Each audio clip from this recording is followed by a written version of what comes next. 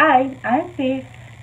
And I'm Anna, and we are going to react to BTS new teaser, which is called Euphoria, Theme of Love Yourself, Wonder.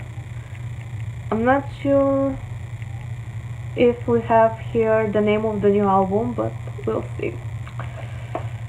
I can't wait to see it. I even traveled all the way to her house so we can film this. And it's pretty late already, but never mind. We have to watch it, we have to film it, and we can't wait. Go, go, go!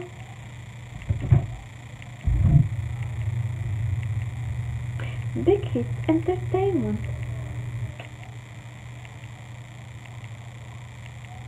Четвърти април 2018.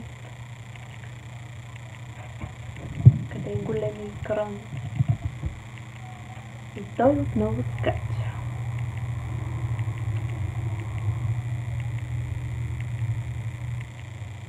Това всъщност са сцените още от старите клипове. Това няма нищо ново.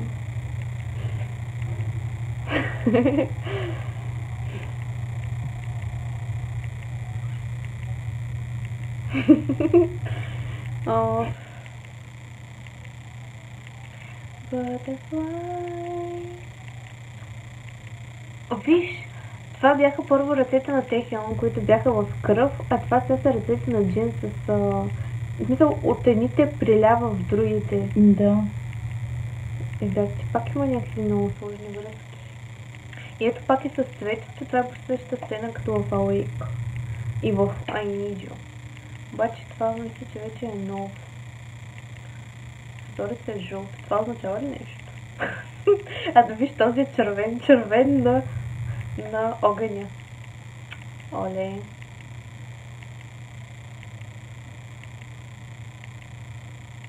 Това какво беше? А това какво е? Взе парите? Защо взе парите? Показват тези пари, как се почнал клипа. Ами, те бяха в предните, той ги беше подпалил. Това беше... Мисля, че Джин беше от типа на запали бензиностанцията по този начин. И близалката всъщност е цигара, а не е близалка. И мисля, че по този начин се самоубива един вид, ако това е истината. Като запалва огън на бензиностанцията един вид. Мисля се тъжно. Ето сега, примерно това... Помни си нещо, май. Дорито. Когато съм била Дорито. Тървалът. Да. Вие така, че се Тук е самоубива. толкова тъжно. Мога да разбера. Нищо не Започнах мога да да си разбера. мисля нещо. Може изчакам да видя как ще продължи. Добре. Гледай. Клер Делон, обожавам Клер Делон. Вижте, сега както бяха всички, остана само той и пак пред някакви врати. Виждаш ли, който беше пред прозореца? Не, това е съвсем много. Това е Джимин. Няма жестоко са предите. Това е... Всички имат история отделно, но въобще не мога да насвържа. И ето се тук с привързана ръка. Я гледа. Мисъл, обръща внимание на това. Че е привързана. Да.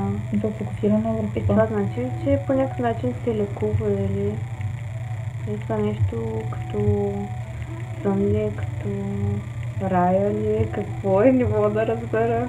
Миналото ли е, спомен ли е? Всички изглеждат щастливи тук. Всички заедно. Всеки път трябва да ги боря. Да видя някой.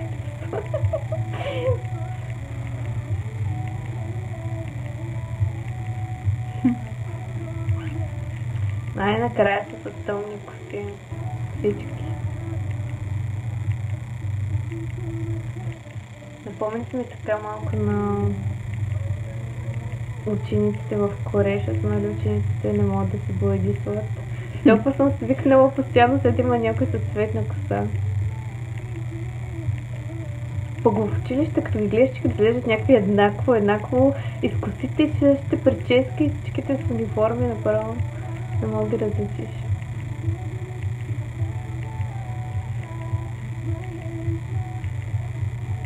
Сигурна съм, че тук има толкова много символика във всяко едно нещо, че много ми е любопитно как ще тълкува после.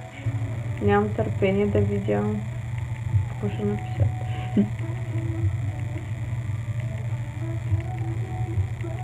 И това тази кола, пак същата кола от предните клипове.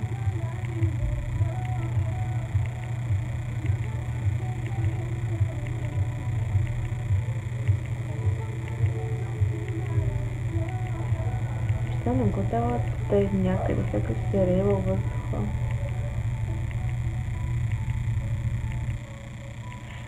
Сега почвам да си мисля, че може би Джънкук има някаква главна роля. Деца бяха Джин и Тейсунг. Значи... Доста даваха Джънкук, мисля, че това е песента. Много. И сега всички погледнаха към камерата. Какво означава това? Всички погледнаха към камерата. Това е много странно. По принцип никога не гледат към камерата, като снимат. Всички ли бяха? Чакай, ще върна само да видя дали бяха всички. Пак ще борим. 6-7. Всички са. Мисля, нали по принцип Джин ги снима с камерата си, викам да не би някой да липсва там. Джин да ги снимам, а не. Какво гледаха? Ба, странно.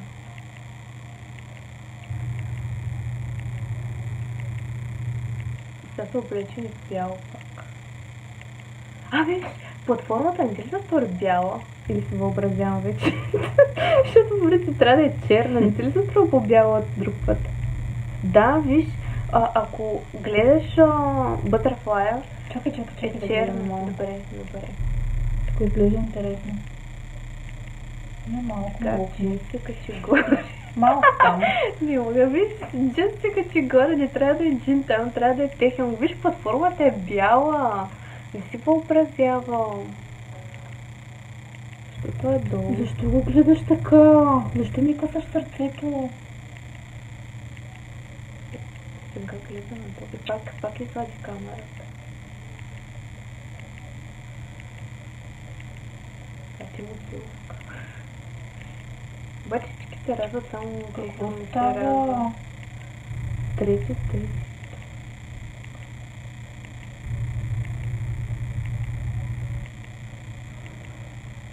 Хвърли.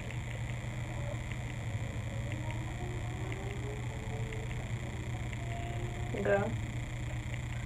Що е на бял фон? Изглежда тъжно такива.